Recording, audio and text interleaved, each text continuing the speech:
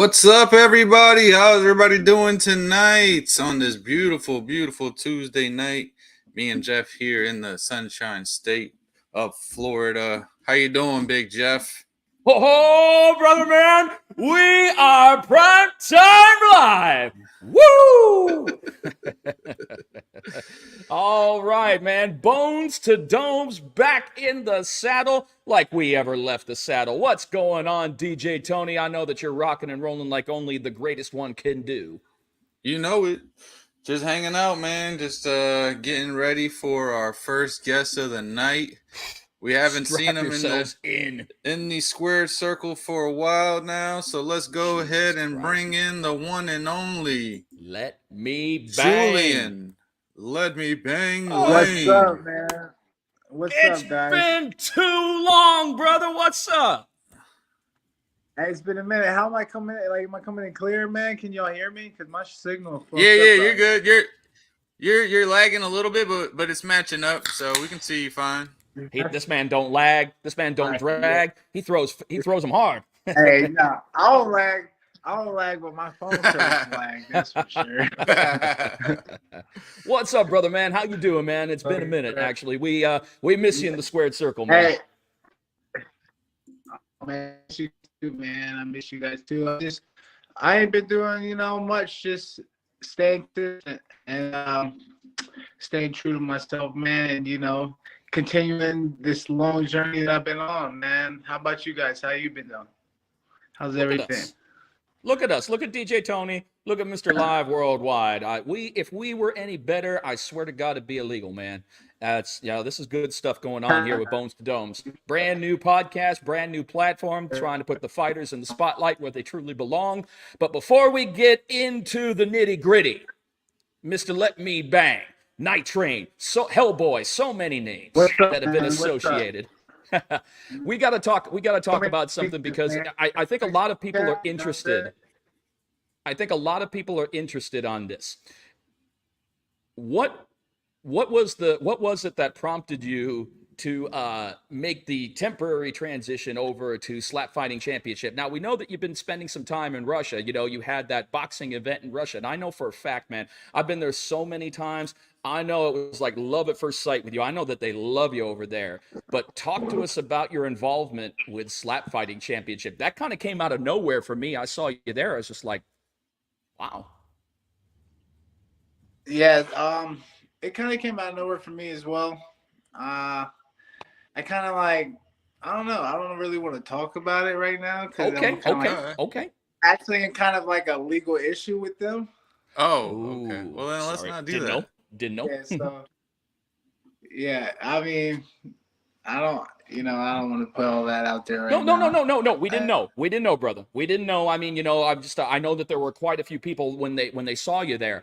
They probably had a lot of questions. Not positive, not negative. It's just, we're so used to you seeing gloves or no gloves in that environment. But if that's something that's on a legal issue, we can definitely go ahead, change gears, throw a 180, talk about something else. That's no problem. Okay, so let's go ahead. I have something that I want. Oh, did we lose him? Look what you done did, Jeff. Look what you done did. What are you talking about, man? I don't talk that much. Hey, you back in there, bro? Can y'all hear me? Yeah, I can hear you. You just can't see. Yeah, we can't see you, brother. Oh, my camera's off. There we go. There we go. Now, there was something that I wanted to bring up to you, brother, because, it's happened, or the fact is it hasn't happened a couple of times. Now, with all the top talent that you faced, and you've definitely made fights. I mean, I've been asked actually this question before. If there's one person out there who's been with Bkfc, who has given us the consistency, win, lose, or draw, and has always made an exciting fight, and has always given the fans their money's worth, dude, Julian, I will always say you, because you've always been that exciting fighter that everybody wants to see. And they really don't care, once again, win, lose, draw, whatever. They just want to see you because they know that you're going to make magic happen. But there's one opponent. There's one opponent that we tried to make happen for you twice now, and it just never came to fruition. So let's talk about the possibility about you one day towing the line with Caleb Harris. What's up with that? Yeah, Caleb Harris. Yeah, I remember that. they hit me up about that. That was a while ago, huh? About a year or 2 years ago, maybe. Mm-hmm. I don't know, man. It it is what it is. I'm down to fight whoever, man. But Caleb, I don't know. Didn't he just fight? Cause I watched his last fight, and he got fucked up. He's a warrior, though, man. I'll tell you. I will tell you one thing, Yeah, man. That was a tough fight. He fought Rico Franco over yeah, there in Newcastle. Yeah. yeah, yeah. That was. I actually saw it. Like I actually watched that one, man. That was a tough beating. You know what I mean? Like Caleb's tough for that shit. I don't know. I definitely fight that guy though. You know what I mean? But like I'm just giving him his props, man. He's tough, man, for that to take a beating like that. But I mean, you gotta come out and win the fight. You know what I mean? So there's a lot more to a lot more than being tough, but toughness is definitely like the biggest part about it. You're tougher than a $2 steak. Let's hear the 2 cents from DJ Tony. Y'all come out here to call out Caleb Harris? No, Nah. no. Hey, it's not our point to get anybody to call out. We're just wondering. I mean, inquisitive minds. Right. Yeah, I already know. Either way. But Nah. I think Jake Boswick would be a good fight just because he keeps my name in his mouth all the time. You know what I mean? That was a great fight. Steve, part 2. Yeah, I mean, he thinks it was some type of fluke shit. So catch me at the right time again. You know what I mean? I'm in tip top shape right now. I mean, maybe not tip top, but I'm in shape. I'm in good shape. Been sparring, been training, so I'm ready for whatever, man. I mean, whoever. Nice. But Jake Boswick, that would have a lot more excitement to it for the fans. What do you think, Tony? Do you think we should rematch that one? Yeah, I mean, we got Miami coming back up in next month, and this month actually. Now I guess it's August 1st. This month, yeah, the 24th. Actually, I don't know. I mean, because just in case somebody just in case I decide I want to go to 165, because maybe I need to start a new weight class and try to build myself up there. And then come back up to 75, and get a couple rematches and get the belt. If not Boswick, who obviously, you are a name in your own self. Not to say fighters can pick who they want to fight, but if you had someone that wanted to call out of any I guess league or anything, who's the fighter that you want to fight the most? Who's the fighter I want to fight the most? Shit. Mike Perry is the guy I want to fight the most. Yeah. But so we got it on right here. Get that rematch running. Yeah, we get that one running. We can get the Mandel rematch running because that was another close fight, and I can tell you firsthand that I didn't even take that fight serious, and I was kind of just in there, just doing my thing, and not even like putting the I wasn't bringing the dog out in that fight, man, and I was just kind of just chilling. And I didn't like that one, man, at all. I wasn't feeling good that day, man. My mind was kind of messed up in a whole bunch of different crazy directions. You know what I mean? So, and that's where we express our emotions. Our emotions come out in that square circle, man. So it's like we got to keep all that bottled in until we get in there. You know what I mean? Hell yeah, dude! Seriously. So is that the fight that you would? I guess. You would definitely want to run back the most since you feel like that's the money fight. You won that fight. Hell yeah! And it could be for a belt. Who are you talking about? That's Mundell. Well, Perry's the money fight, but Perry's the money fight, obviously. But on paper though, everybody gonna be like, nah, you don't deserve none of them guys, man, because I did, take a losing streak. I didn't win a fight last year, man. I think I lost 5 fights last year, bro. Yeah, but you were taking them. Yeah, I was taking them, man. A bunch of them I probably shouldn't have, or at least like kept myself ready for it. But man, you know how life is, man. It's up and down, man. Sometimes things get heavy, and you're like, you ain't doing the things you're supposed to be doing. Mm-hmm. We definitely got to get you back over to Tour de Pisa and get some tennis going, big dog.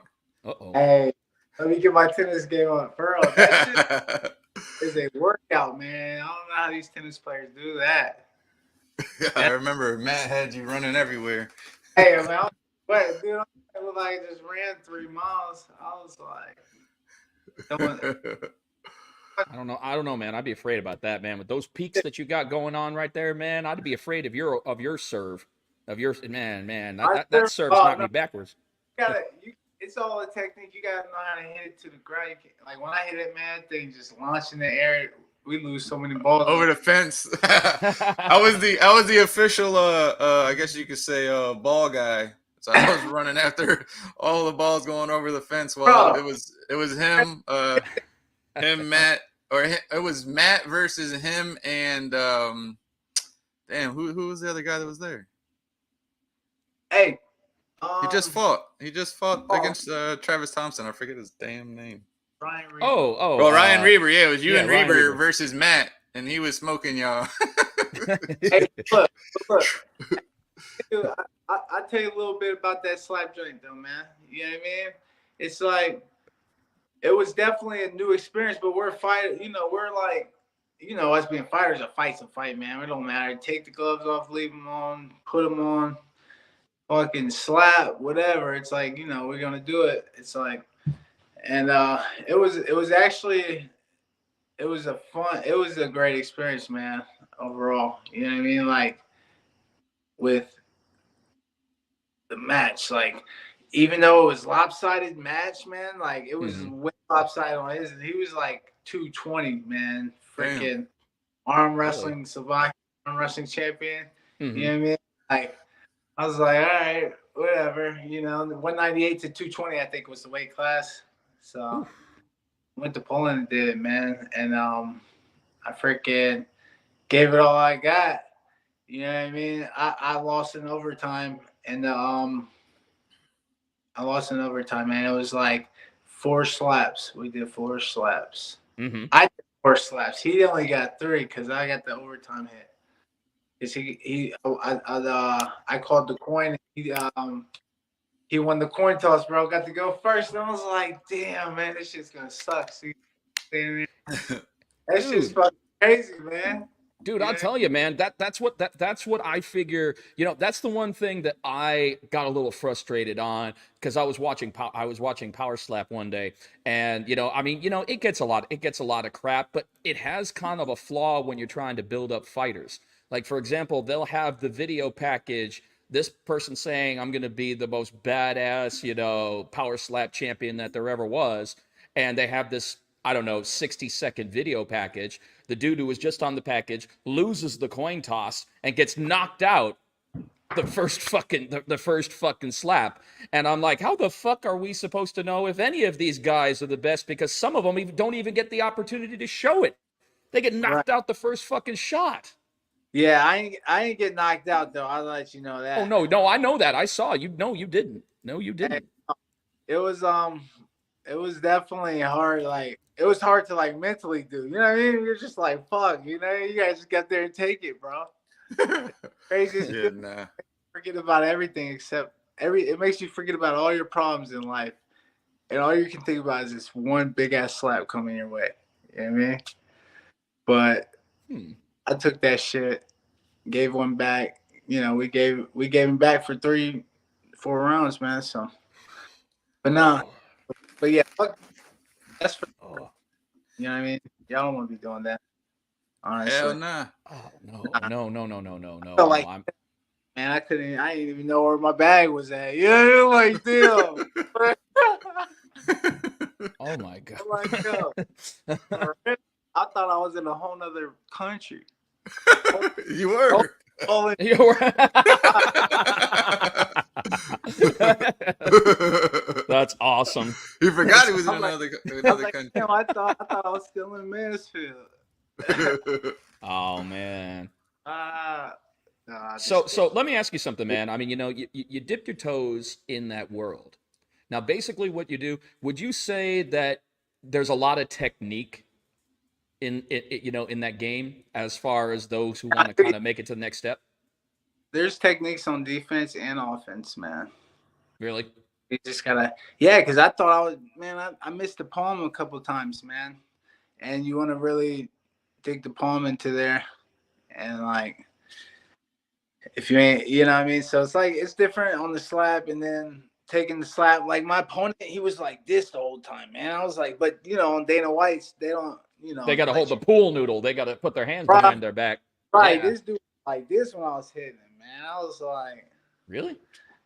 yeah. He kind of, I feel What in like case he falls back? What in case he falls back yeah, or something?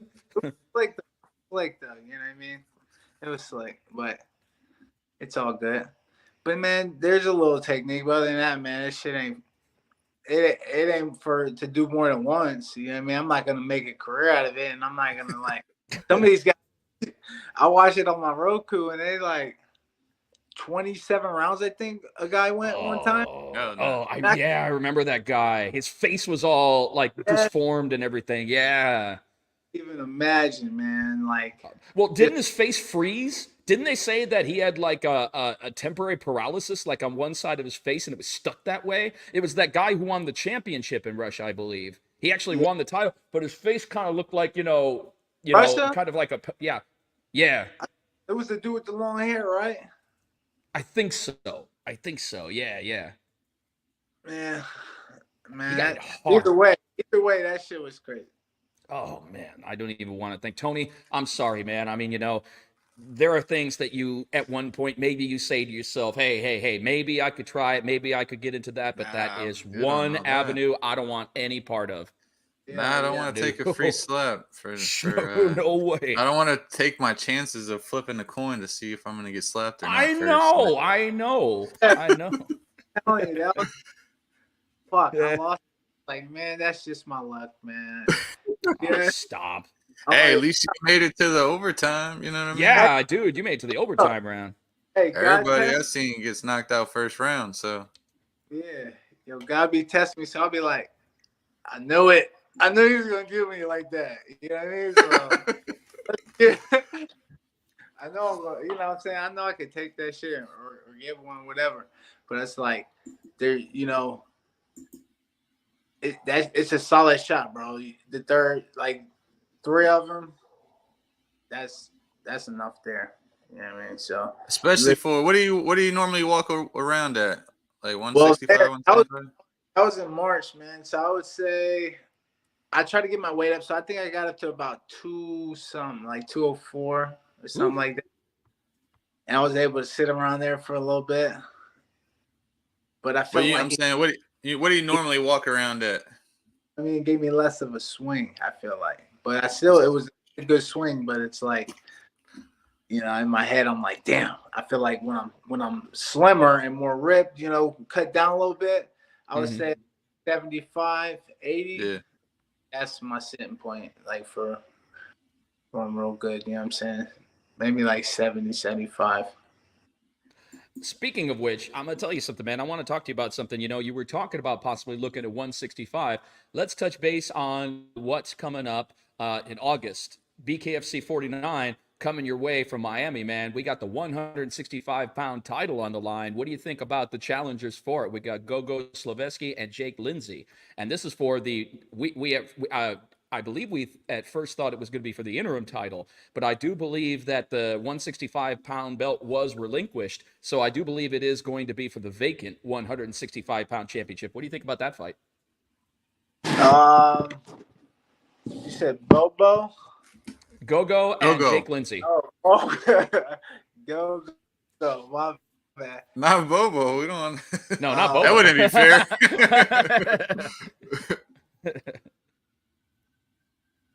What do you think of that one, man? I think he might have lost him for a sec, froze up. Oh, do we have he looks like he's moving a little bit.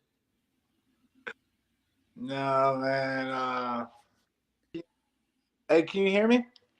Yeah, Yeah, now we can hear brother. you. Lost Yeah, we you can hear you, brother. right after we asked you the question. My bad. I barely moved my phone, and it's like, there we go. And No, he no, was asking you, how do you feel about that fight? You know both fighters, yeah, Gogo and. it's got sparks written all over it. You know what I mean? Excitement. Like, these dudes scrap, man. So it's definitely a fun fight to watch. It's hard. It's hard to pick winners in that. You know what I mean, in the bare knuckle. But I would say everybody's going with Gogo, right? So, you know, he put on a show. He fought that Russian cat, right? The Russian dude. Yeah, he did. He sure did. What's his name? I forget his name off the top. I forget his name off the top of my head. He came in that one time and gave us a really good fight. He gave us a real. I mean, that one a lackluster fight by any stretch, man. And it's an interesting dynamic between the two, Julian, because you got Gogo, who's his nickname says it all. He's all about fucking forward pressure. But then you got Jake Lindsay, who knows how to handle himself in deep water. So it's an interesting matchup on paper, and I see those fireworks. Yeah. Definitely interesting, you know, but a great fight. Like I said, man, you know, I can't wait to see it, man. Well, we want to see you, man. So there's the question. When are we going to see Julian Lane come back? We want to see you back, bro. Hey, I want to be back August 25th. You know what I mean? I've been making moves trying to get an opponent, man. Like, somebody needs to fight me. I don't know who's out there at 165 or 175. Come catch the hands. Let's go, man. Call him Nate. Call him Andy. I really want Jake Boswick, though. I really want Jake Boswick. But I'll take whoever. I'll take Jake Boswick, Mike Perry, Dave Wendell, Dave Rickles. Who else? Well, Dave Rickles is retired, but I have a feeling he'd come back for one more scrap. Yeah. Huh? Yeah. Yeah, Rickles retired, but I'm sure he'd come back for another scrap with Julian Lane. I think so. I think so. Dude, that shit was fun too. But yeah, man, whoever wants to bang, dude. You know what I mean? Nice. I know where they're at. I've been trying to get a fight, you know, for a couple months. But who's managing you right now? Are you managing yourself or? Yeah. You know, Bang Gang Management. Bang Gang? Yeah. Yeah. Crazy, that could be interpreted so many ways. Yo, hey, cause you know, ain't nobody trying to get gang banged by the Bang Gang. Do you have a bus too? I love it. Yeah, I love it. There's a bus out here, man. We got a Trump train out here. Nobody's gonna get gang banged by the Bang Gang. Trump train. That's awesome. This shit's crazy, bro. I know your birthday was just last week or the week before. I don't remember the exact date. But what'd you get into for your birthday? I honestly got punched in my face on my birthday. I went to the gym and I got some sparring in. You know what I mean? I've been helping this guy get ready for his fight coming up at BYB. So. Oh, okay. Yeah, so he got I've just been helping him sparring twice a week, I would say. So tough guy, man, fighting at 185. You know what I mean? I think he's 2-1. Nice. Yeah. What do you think about that concept, man? I mean, you know, stepping in the squared circle, former BKB fighter. I mean, that's how you cut your teeth in bare knuckle when you started off. What do you think of the concept? I mean, you can be positive, you can be negative, you know, who gives a shit. I mean, we definitely don't want to put you out there. But what do you think about the trigon concept for BYB? Well, they kind of rigged it in a cage, and it was definitely odd, but at the same time it's smaller, but it don't matter, man. It's like, what is it? It's just a triangle, dude. You know what I mean? Like, it's small, but who cares? Like, you're gonna fight in whatever the fuck they put you in. Whatever you sign up for. So, like, these guys signing up for it, man, because they don't give a fuck. But what do you think about the technique, though? Because, you know, you get caught in that apex of the triangle, that point of the triangle, man. That's got to be balls hard to fight out of. Dude, that's like I don't know. I think of it like a video game. Like you back yourself into that corner and then you just like burst through. You know what I mean? And just You come have out. to. You have to, because if you get stuck there, it's over. So, Easy pickings if you're stuck there. either, Absolutely, man. I mean, you can use it either way, good or bad. But you gotta make your judgment.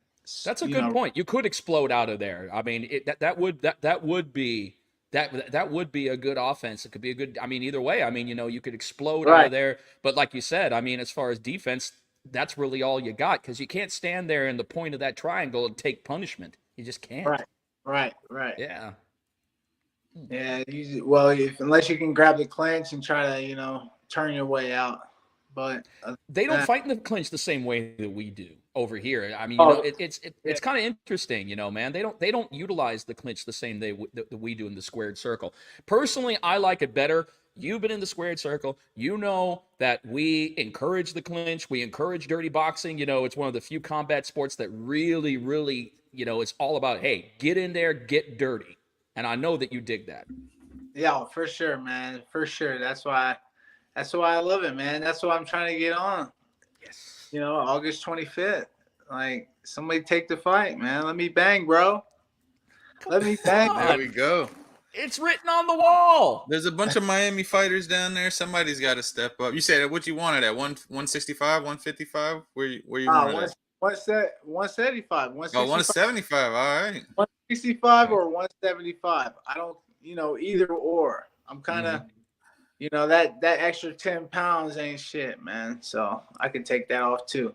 So okay, middleweight fight. Definitely gonna push this whole, get a little screenshot of this little section right here and push the hell out of this. Get you a fight for next month. Or this, I keep saying next month. This month, I keep forgetting it's August 1st already. There it is, right there, Russell. Let him bang. Hell yeah. Yeah. Oh man, all kinds of good stuff. All right, so Julian, what else you got? I mean, you're going on. We've been talking fighting, we've been talking slapping, we've been talking about what else you got going on. What else is going on in the Let Me Bang empire of Mr. Julian Lane? Honestly, not much, man. Not much. Just laying low, man. Trying to get through day to day, man. Working and training. You know what I mean? That's all I do. Work and train. Fighter's life. Fighter's life. We love it. Try to keep a consistency flow of income and make sure I'm keeping a consistency flow of my training, man. And trying to be a consistent father as well. I got 3 daughters, so I get them every week. I get them every weekend, you know what I mean? So it's like, that's what I gotta do, man. I got a cycle that I'm on right now, and I'm just slowly getting better day by day, man. And when I come back, they're gonna know I'm in business. You know what I mean? Everybody's gonna know I'm in business, man. And like, it ain't about what the other people think or whatever, but it's about me doing it for me, man, and doing it for my family and my dad. You know what I mean? Like, just for life, man. Like, we've been on this journey for a minute. Now it's time to kick in. Like, let's go. Hey, I did that shit at the end of high school, man. I was like fucking around, and I went to this little like internet school. So we did it on the computers. You know what I mean? And I was fucking off the whole time, missing days, and then I finally kicked in and got my diploma, man. So it's like, I gotta kick in and get this diploma. You know what I mean? Yeah. Yeah. That's what's up, man. Was it just your GED, or did you go to college, or? No, I didn't go to college. I got my high school diploma, man. But nice. I didn't That's good, man. Because my last 2 years of high school, 11th and 12th, I started like letting my grades drop too far, man. You know what I mean? So I wasn't able to, continue wrestling. No, congratulations. No. Hey, brother. Hey, yeah. I'm a GED guy myself. Okay, me too. I didn't finish high school, man. I was in too much trouble myself. I let my grades fall. I was with the wrong crowd. He said, "Fuck y'all. I finished high school. I don't give a fuck about what y'all got going on." He said, "Fuck y'all GED. I finished high school, bitch." Boy, let him bang those books. We just got fucked by Julian Lane. Oh man. But I Fuck my GED. Damn, dog. love you guys, man. Fuck you, Russell. Good enough degree. He's like, It's fuck got you me guys. I where actually need to finished. go. Oh my God, man. Oh man, oh man! You never know which direction you're gonna go with Julian, man. But that's the best part, man. It's That's the always, best part. It's entertaining one always way or right. another. I always go the right direction. Remember that. Hey, Know hey, it. you always go. Hey, you always go the entertaining direction. And in Uh, this life, man, that's what it's all about. yeah, That's for sure. 'Cause you everything- stay relevant. That's why we need to get. That's why God. I mean, I'm gonna tell you, Nate, Andy, anybody with BKFC. This is an easy answer to a question. Why are we waiting for Julian? We need to get him back in the saddle. We need to get him back Hell out there. yeah. Let this man do. Sometimes, Julian, I'm going to be honest with you, bro. I think that you're the kind of guy who had the rotten luck of being born in the wrong century. You seem like the kind of guy who should be ending lives. You would have been so good at like swinging a battle axe into somebody's head on a gladiatorial sense, man. You know what I'm saying? No. I don't think I could do that, man. I don't think I could. Cause like, cause that work and shit, man. It was like I seen some people had to kill like cows and shit. So I was like, I ain't killing the cows. You know what I mean? I could, man. Nah, Fuck, I kill a cow. I'm hungry. go cook it up. Let's go cook it up. I don't know about all that, man. Tony, Well, what you with got? that- yeah, no, I was gonna say, man, we definitely appreciate you coming on, man. We can't wait to hear some fight news. I'm definitely gonna hit up Nate and try to get you something, man. Yeah, for man. No, sure. it's I should, in my opinion, I should hear something very soon, man. So Mm-hmm. I'll let people know what's up, man. I'm sure y'all will know as soon as I do. Hey, as soon as something comes through, You y'all know it, dog. We'll bring already you back know. on. Oh, I'm walking in. And they just gotta tell me. You know what I mean? You know how it is. We already know with all that energy you always When you're bring. out of town shooter, bro, when they call you, you come. It's time. It's time. You know what I'm saying? Once they put that hit up, Knuckle up. you already know. Bones to domes.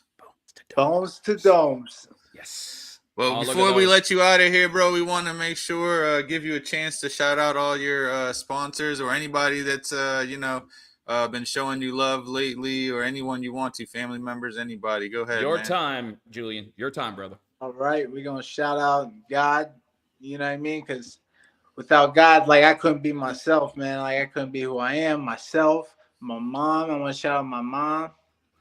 I love my mom, and we're gonna do Right to Bear.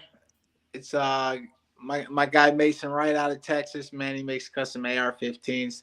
They're dope as shit. You know what I mean? If you don't own a gun, you ain't having fun. There you go. I like that.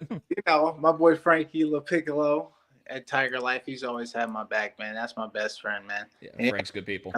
He got a vodka brand coming out. Yeah, I saw that, dude. Yeah, so I can't wait to try that. With the Canada cane sugar, Mm-hmm. and some of that vodka. That's how we drink. But nah, other than that, man, we got my boy Jubal Kane tattoos. Can't forget about Jubal. You know what I'm saying? Mm-hmm. My boy from here, Mansfield, Ohio, David Yaney. You know what I mean? That's my boy. He been holding me down for a while, man. That's my dog. Circle's small, man. I got, a few others out there, man. All my brothers and sisters and stuff, man. Uncles and everybody. You know what I mean? There you go. Got everybody out here. All my family, man. My cousins and shit. Just Mansfield, Ohio, bro. Anybody that know me, know me. You know what I'm saying? Hope I ain't miss them. I hope I ain't miss nobody, but it is what it is. They know who they are. And all your loyal fans. And all my little fans, yes. And all the haters too. All the haters. Yes, you took the words out of my mouth. Hey, that's fuel right there. That's hate fuel. There you I love go. that hate. I love Hey, that haterade. There for is real, the one they and kept, only. they kept me alive this whole time. Like, not the whole time, but like, they put a lot of love into this journey that I'm on. A lot of it came from hate. Nice. There we Damn, go. there we go. Came That's from the one and only. Let me bang Julian Lane. Thank you for coming on, brother. We'll definitely have you on hate. again soon. And shout out Um, to you guys, Bones to the Domes. Hey, shout out to you guys, man. good BFC, looking, big dog. Thank everybody at you. BKFC, man. Regardless if I'm on the show or not, I just want to say good luck to everybody, and you guys have fun, man. Hopefully, I can make it down to watch. You know what I mean? At least, you know what I mean? Hopefully, we'll see you in Fuck yeah. Miami, big dog. Hey, for Hell sure. yeah. Hey, thanks for All right, having me. brother. You know it. Thank Easy. you, brother. Peace. All right, later. All right, all right. All right. Geez, Tony, I swear, sometimes you have to take back, sit down, catch your breath, and have a drink of bucked up energy for a second after you have a chance to talk to Julian Lane, man. This guy You know is it. all over. But Bang Gang. Woo! You don't want to get gang banged by Bang Gang. Ooh, man, that could be wow. Wow, that is, man, that could be interpreted so many different ways, but you know something? That's Julian Lane. We know what he wants to do. He wants to get in there and he wants to put bones to domes. You know it. Well, before we bring in our next guest, I'm going to go ahead and hit up a little promo video real quick from our main sponsor.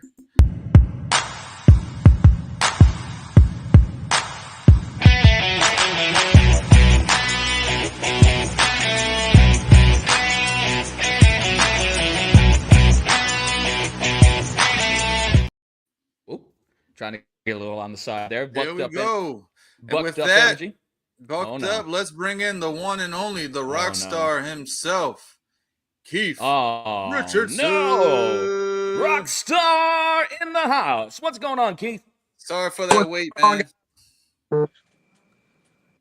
Oh, man. The rock star in the house, about ready to go ahead and do his thing coming up pretty soon, man. I'm going to tell you, we are excited, man. Bkfc 48 coming up, man.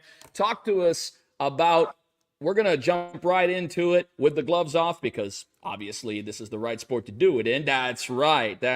Manos a dedos, absolutely.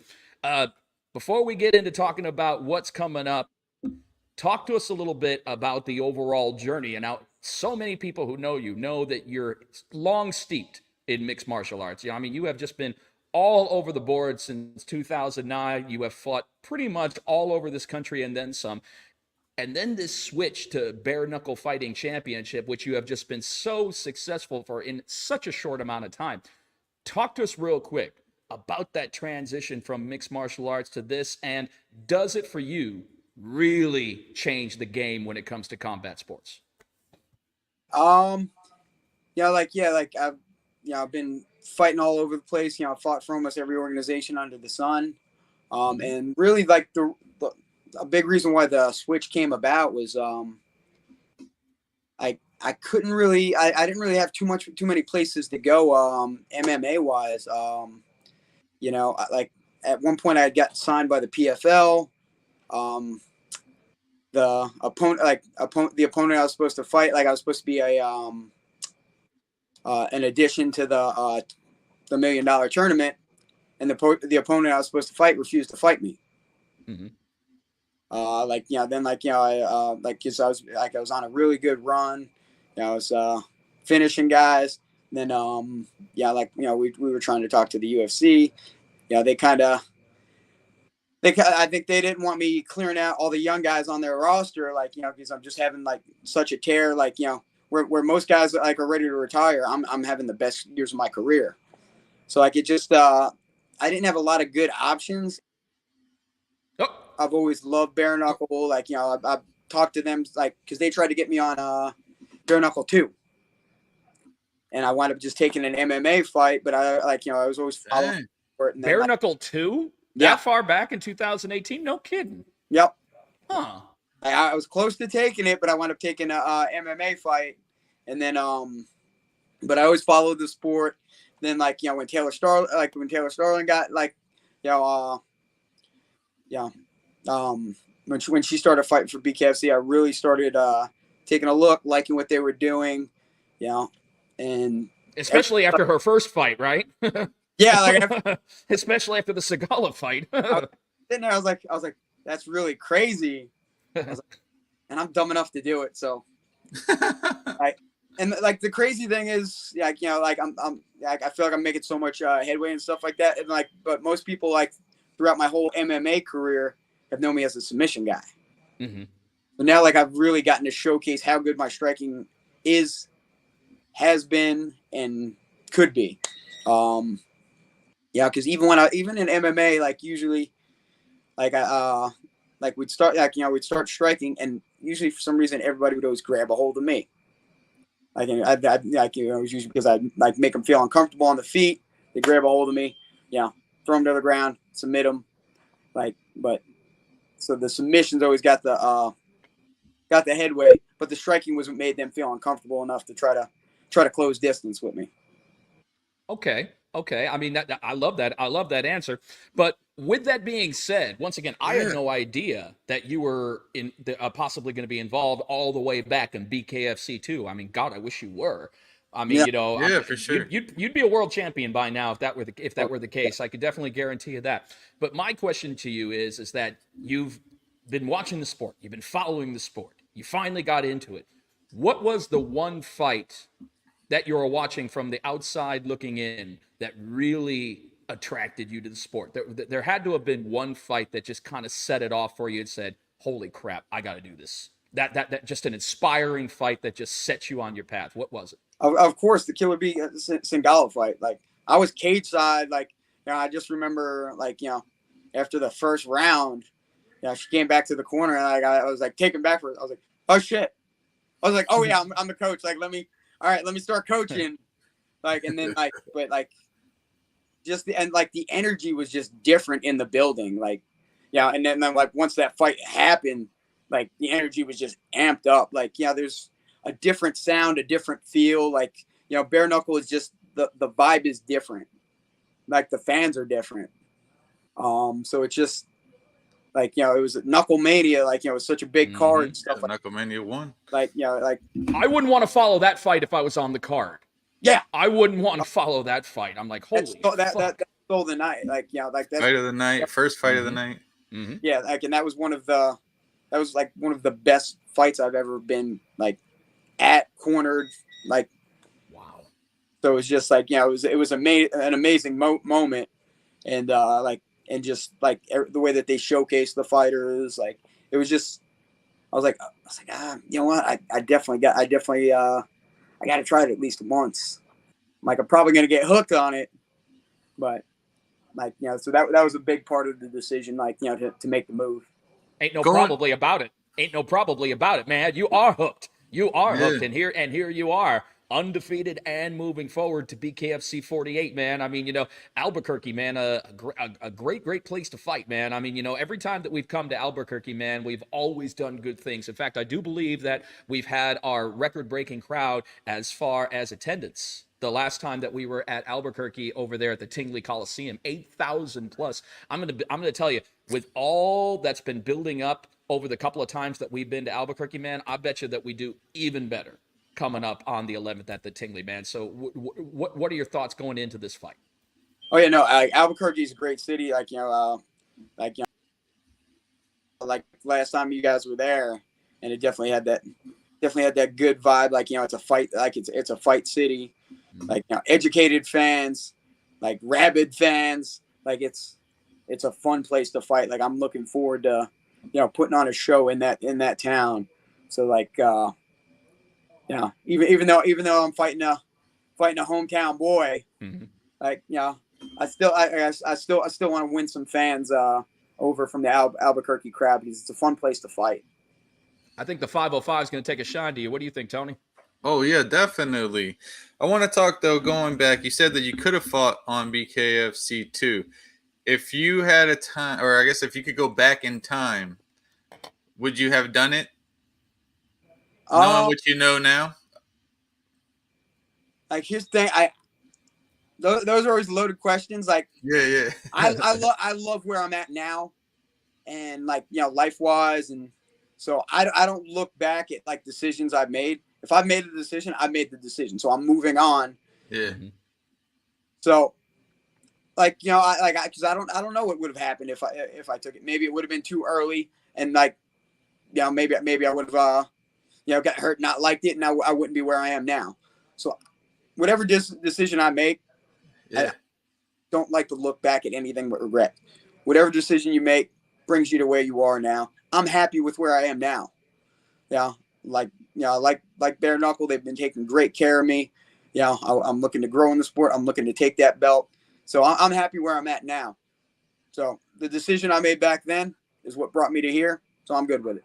That's a great answer. That's a great answer, Definitely. Tony, because look at everything that's led up to where he is in the sport as of right now. He came in at a great time. He had a great debut. He had a great debut with us. He had a big fan base that he was bringing over. He brought MMA fans over to Bare Knuckle, because the funny thing about it is that it's interesting, the dynamic of fight fans that come over to Bare Knuckle fans, because at one point we were just getting UFC fans, not necessarily MMA fans, because Keith, you know that there is a monumental difference between MMA fans and UFC fans. The UFC fans, you know, they're fans of the brand. MMA fans love it across the board, but we're starting to see more and more MMA fans outside of the UFC come over to Bare Knuckle, because in the end, let's face it, you're giving the fight fans what they truly want. Now, so many fight fans have been conditioned through MMA over the years to appreciate the ground game. But in the end, all they want is a stand and bang session. That's what I believe that's what a fight fan truly wants. Yeah. As a guy that was like, you know, like I said, you know, submission guy my whole career, like for you to win the crowd with submissions and stuff like that, one, it's got to be dynamic, and usually they still want to see you banging on the guy to set him up. Mm-hmm. Like, you know, if you're on top of a guy raining down elbows, like that's the type, like what attracts people to combat sports is the combat. Mm-hmm. You know, when you're just, you know, when you're sitting there, you know, playing guard, looking like, you know, hunting for traps, like that is a very specific demographic that you're you're like playing, and like more wrestlers, like, and not only very specific, like a very educated, like I don't care if you've been watching, like, you know, if you've been watching MMA like for a long time, you're still not going to pick up on subtle nuances that are going to make like a grappling guy happy, like when they're watching it. So subtle like techniques, exactly. Yeah. So like, but everybody understands the brutality of combat sports. Mm-hmm. Like that doesn't need an interpreter. That doesn't need a PhD in combat. Everybody at least once, well, hopefully at least once in their life has been punched in the face. I think everybody needs to be punched in the face at least one time to you feel alive. And hit. Yeah. No, you're absolutely right about that. But, you know, honestly, man, you know, speaking, you know, I'm a huge fan of grappling. You know, I hosted the 2019 ADCC World Championships. And, you know, so many people call jiu-jitsu or even combative jiu-jitsu, the gentle art.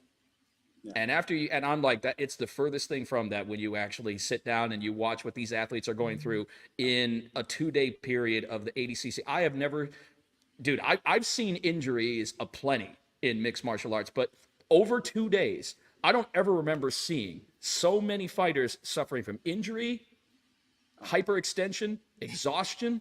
I mean, it blew my mind when I saw what grappling looks like at the absolute top echelon level. It's crazy brutal, bro.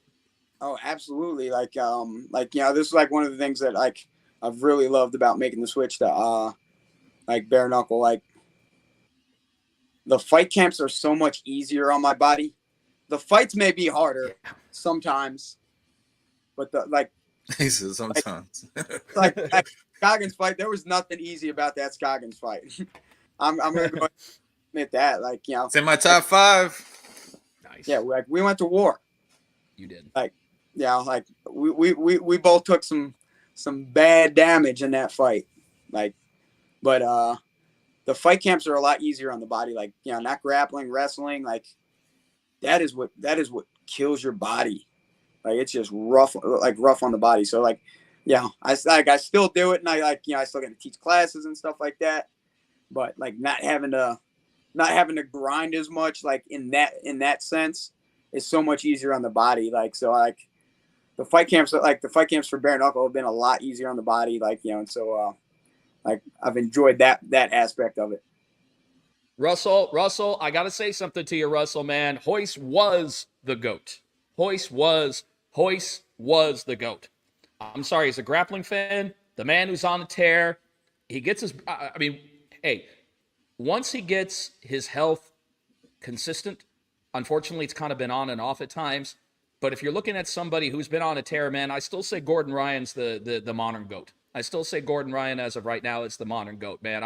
I have never seen anybody go through the ADCC World Championships with the ease that he did last year in 2023. I've never seen that. Yeah, like I've got to disagree with him too. Like, Hoist wasn't the GOAT. He wasn't even the best in his own family. That's true. That's a good point. Point. Hoist was the pioneer of modern MMA. I like that. Yeah. Because Alio was the GOAT. Yeah. If you're going to tell Alio was the GOAT.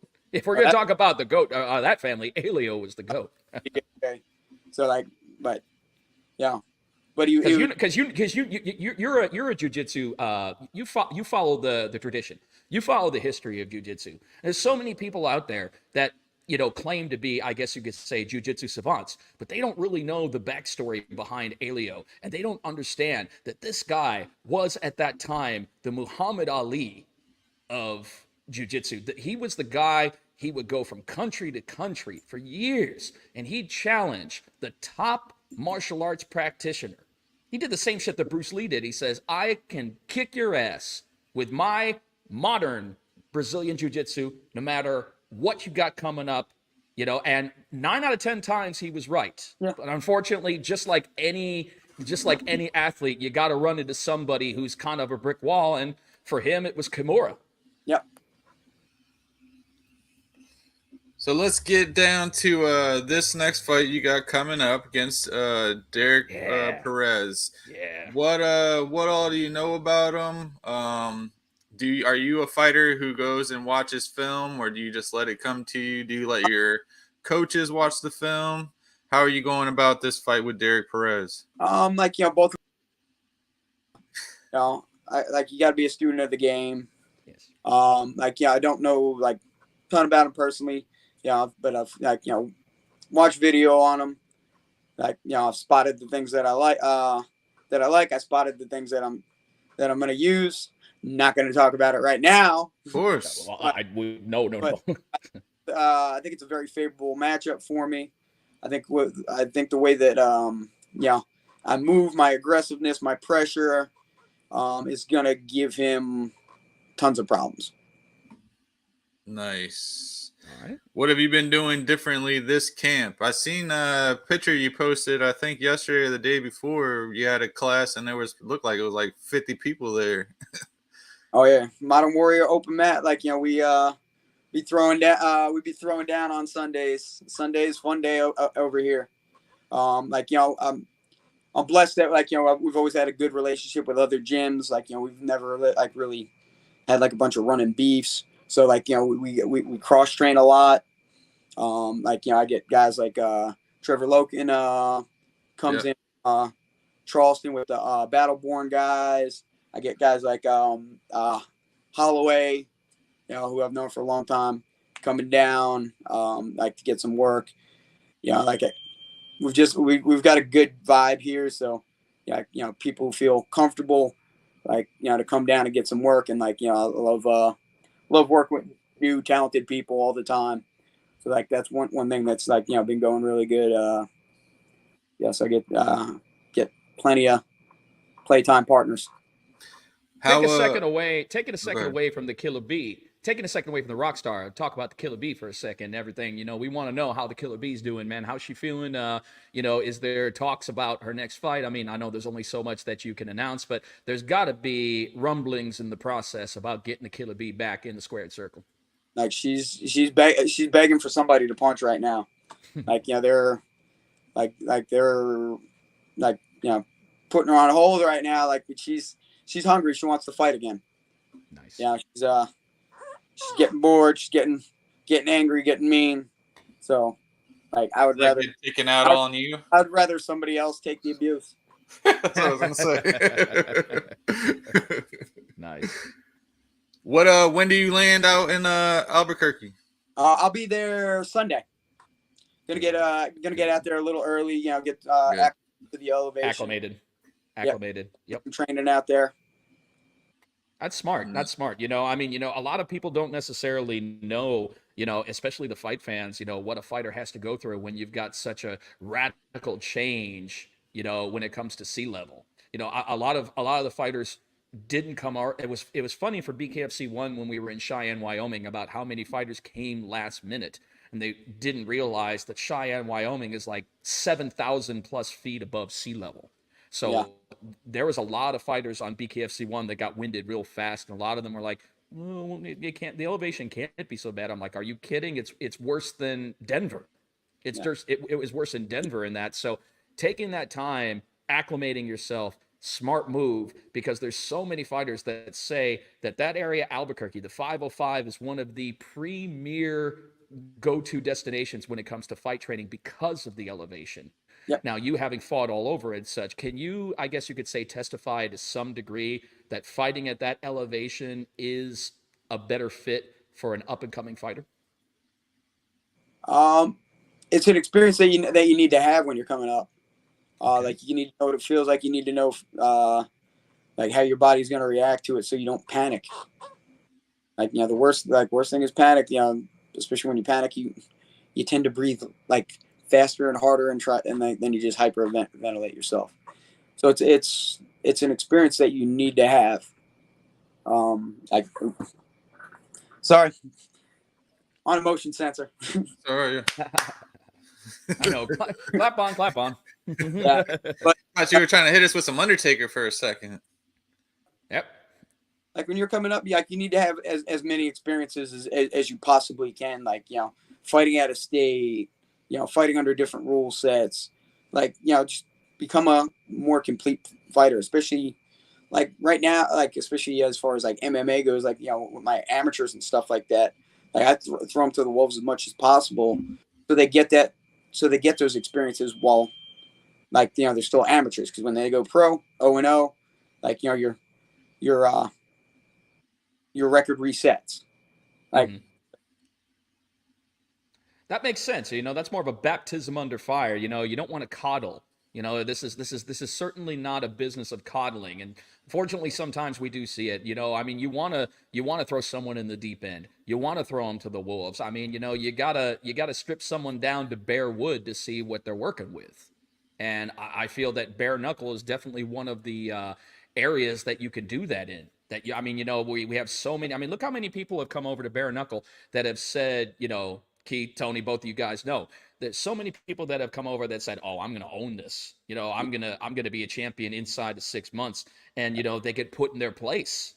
They get put in their place because the dynamics of this sport are 100% different than what they expected.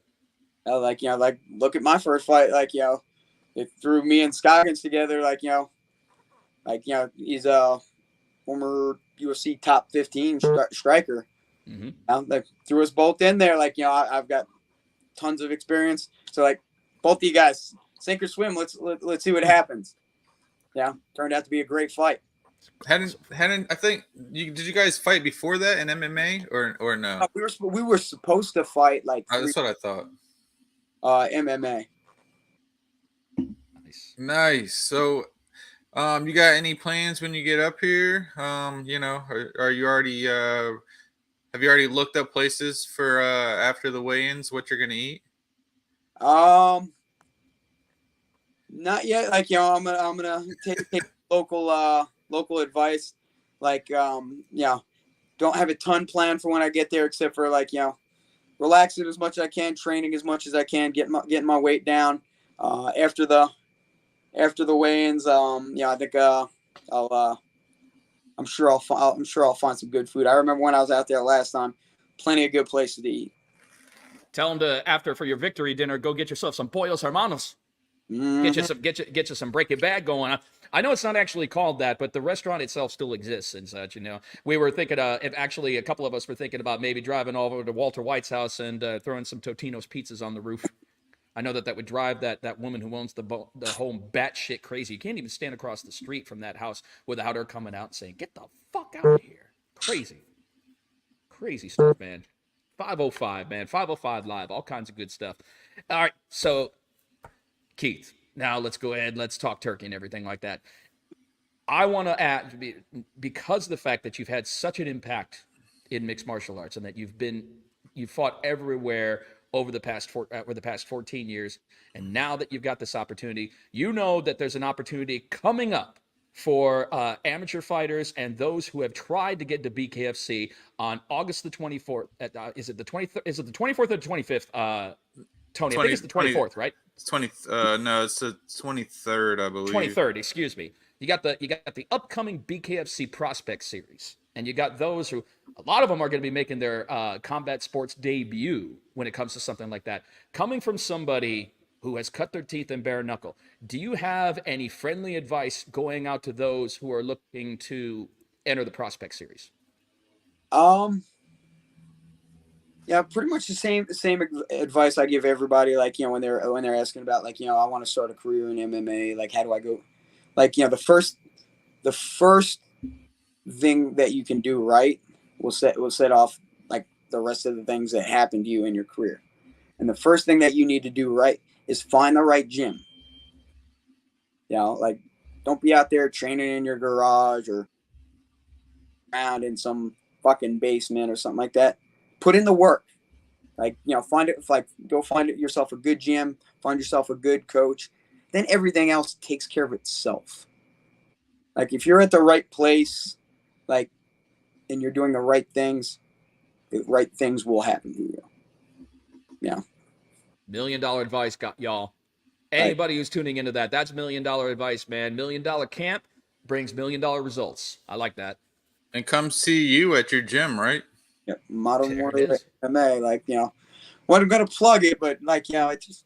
Of course you got to, man. I was gonna plug it myself because since you guys gave me the opportunity to come out there, you and Taylor, I got to go out there. It's like 2 months ago now. Surprised your kids love Taylor. Your kids love Taylor. Yeah.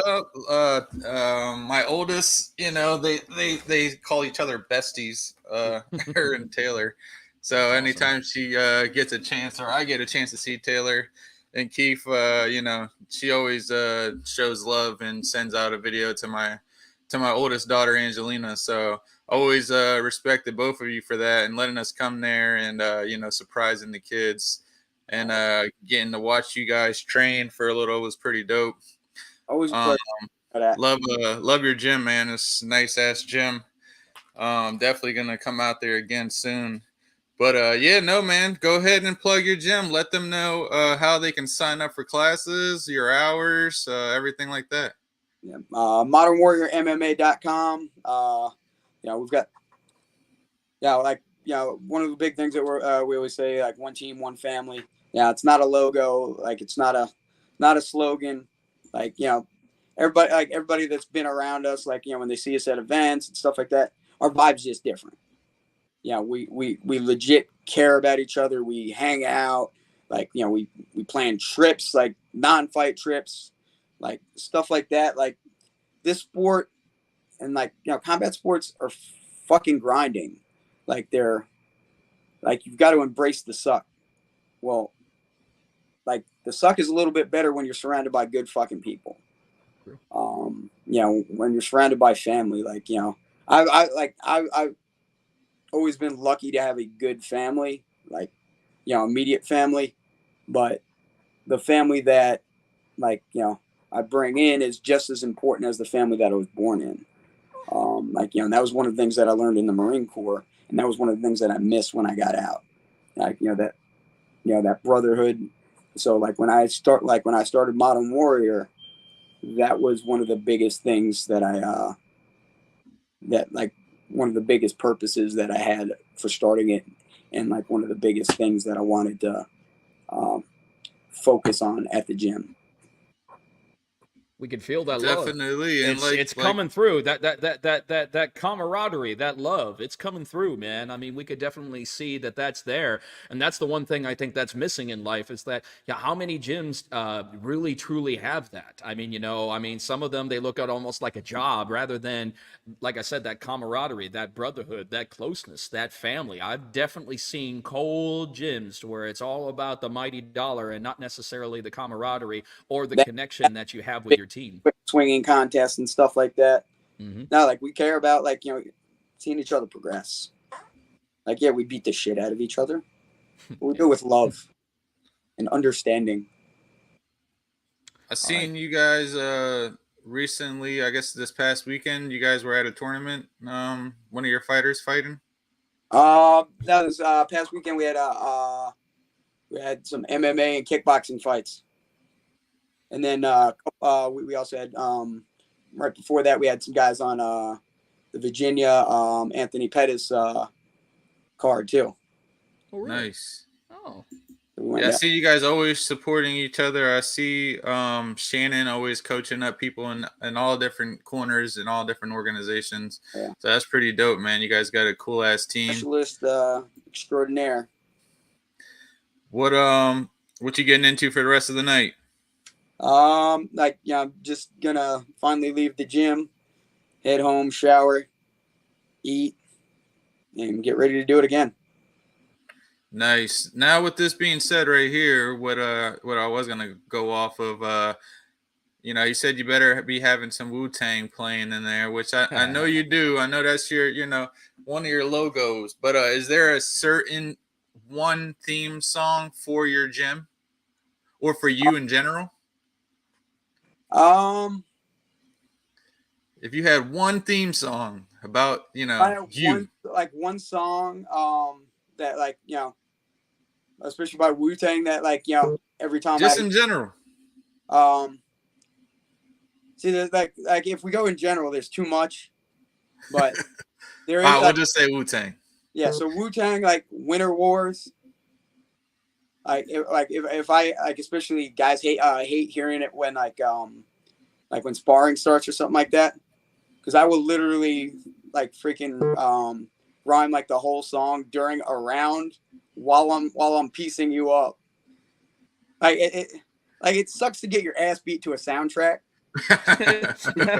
When the guy is singing the soundtrack. Every punch to the beat. That's an interesting take. That's an inside take. I guess that's one thing that we don't think about. It's like, it's interesting to get, you don't exactly want to get your ass kicked to your favorite track. That's a good point. I never thought about that, actually. That's interesting. I gotta go with Cream, man. Cream or Protect Your Neck. Yeah, like that gotta be 2 or 3. Like, yeah. Definitely, for sure. My brother, he's got a huge ass Wu-Tang tattoo on the side of his. And I think he's got actually 2 Wu-Tang tattoos, but he has the big logo. Like that drives it home for me. And then obviously, me and you, we're cool because of our choice of music that we love so much. Don't say it, because I hate when fighters say it. They announce their songs. I like it to be a surprise for their walkout. You have something for me yet? Working on it. Like I got to narrow it down. I'll get it soon. But like, it's always like, it's got to be good. You already know. I need some more big pun in my life, man. You know that. But I guess we're going out to Albuquerque. You got to come out with some, maybe some West Coast stuff. Like a West Coast or you gotta keep it original. Latin flair. There you go. I might be pasty, but I did my 23andMe just recently. 7.6% sub-Saharan African. There you go. Like, I got a little Like it's not just mayo. I got a little flavoring. Little. Have you and Taylor worked on your walkout dance yet? No, like I just go out there and feel it. Like I don't plan any shit. You ain't gonna come out with the. I like that. You got to work on the feel. You got to feel the crowd. You got to feel the moment. You got to feel that. You got to go in a feel. I'm totally down for that. Fuck yeah. Like, to something where I can like get my feet moving and stuff like that. Get my footwork on point. Yeah. There you go. Walkout song is important. Yeah, I was gonna say, I believe it is. Gets you. It's the first thing that gets you going. As soon as you walk out there and feel that crowd, you got a boohoo song. The crowd's not gonna be feeling it. They're not gonna be feeling you. So. All right, Tony. So I'm gonna go ahead and ask you. You can ask me the same question in return while we have the rock star on. If you were walking towards the squared circle and you had somebody sitting in your seat, you're taking the long walk towards the parting the ropes in the squared circle. What would your walkout song be? It would probably, and not to say this because he's on, but it's probably going to be the same exact song that he used last, which is Big Pun. Off with the head. Yeah, Off with his head, Nice. or Big Pun Twins. Is another song I like. But yeah, Big Pun's definitely my favorite rapper ever. So it would definitely be something Big Pun. If I just had to go corny, it would be like the Rock's theme song. Nice. I like what about you? I have a weird one, man, because I don't know. It's something that I've always thought of because I think of like a long, long walk and a song that picks up and down. It's definitely not that hard, but I could definitely see the crowd kind of, getting down with it. Like I said, a weird song. Take Me Out, Franz Ferdinand. Take me out. It's a weird, but a good song. I actually got a funny story about that song. All right. It's a good song, but I hate it now. Like when I was in Iraq, I was blown up a lot. Like I've taken a lot of IED blasts. Mm-hmm. Well, that part, because we'd be listening, we'd be listening to some music on patrol and stuff like that. That part where right before it, right before the beat picks up, it goes bump, bump, bump. Bump, ba-dum, ba-dum, bump, yep. Bump, yep, bump, bump, yep. Mm-hmm. Well, when every time that I forget about it, and every time when that part kicked in, everybody would start punching the ceiling of the Humvee, and it used to scare the shit out of me every fucking time. Oh man, I'm gonna make. Oh man, I didn't mean to say that. It was just every time I hear that song, it just triggers the shit out of me. Not in a bad way though. But I'm just you motherfuckers. Well, of all songs I had to pick. Definitely won't be playing that song next week. Actually, probably my opponent will. Fuck this guy. Oh shit! Oh. I gotta write it down now, so I remember not to play it. All right, it's time to hit the edit button, Tony. Hit that edit button. I gotta remember to take this. Write that down. Well, no, unfortunately, we do not have that selection available. Sorry to say. Sorry, buddy. It's not on the playlist. Wow. You already got your custom outfit ready to go? You ready to make this walk? Oh yeah. We always come out looking good. You gotta switch it up though. I got it. You look good. You feel good. You fight good. Now I need you to come out there in some all black Air Force Ones for the weigh-ins. Oh come on! They don't need to do. They don't need to. They did that. They did that shit for Crawford and Spence and Crawford, man. It was dope though. That's no. How did you did you watch the fight? Did you watch the Crawford? No, I didn't watch the fight. I was coaching. I don't like. Actually, no. I can't show you the. I can't show you the drip yet. No drip yet. I don't need you to show the drip. No. But he's got it. Hey, he's got it. I almost fucked up and did it. Nah, we don't need that. Yeah. As long as there's a DJ Tony logo on there, you promised me. That's all that matters. No, I'm just kidding with you. But yeah, man, excited to see you again. in the squared circle. It's going to be another amazing fight. I know you always bring the action every single time. And, gonna be we're gonna catch you out there at the press conference. I think you're on the press conference list, I believe.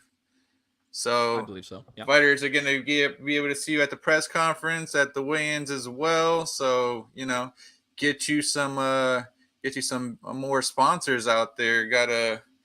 You got any sponsors or anybody you want to shout out? Absolutely.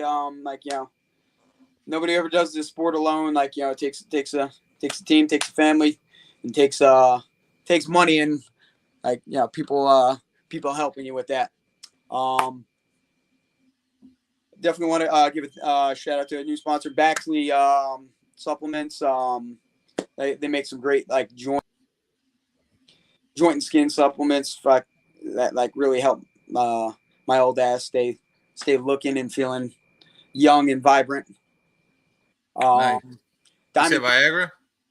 What?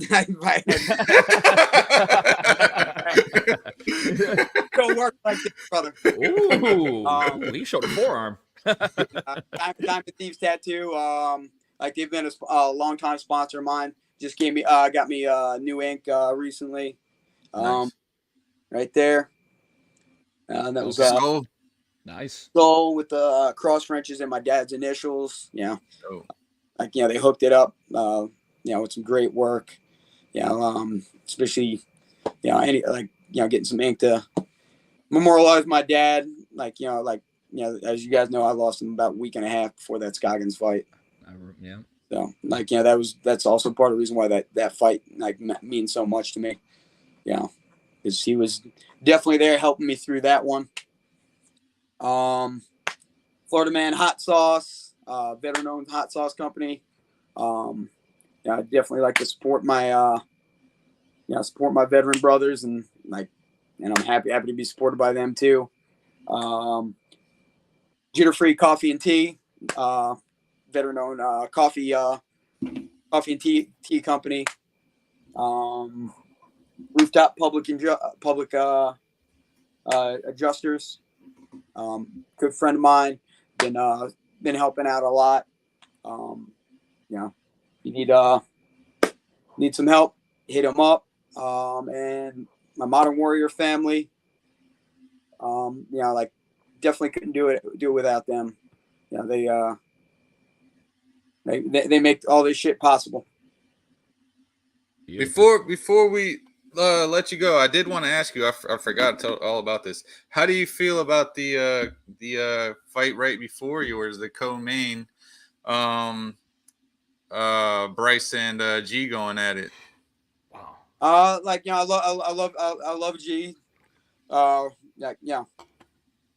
Real good fighter. I'm I go back and forth on sometimes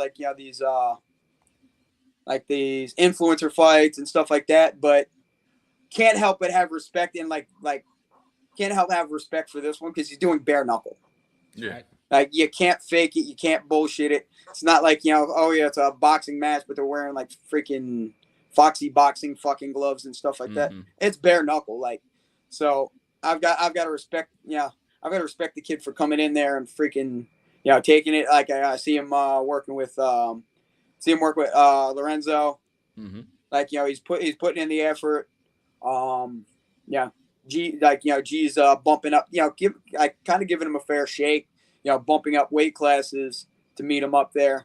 So it kind of evens it out a little bit, but I think everybody that does the sport for the first time is in for a rude awakening. If you don't really have experience, that rude awakening is going to get a lot fucking ruder. It's just reality. It's just the reality of the situation. That's what it is. And, you got to respect the fact that the guy's coming in. He may be stepping up in weight, but he is stepping in there with a 3-0 and a comfortable 3-0 G Perez, man. Yep. Comfortable 3-0.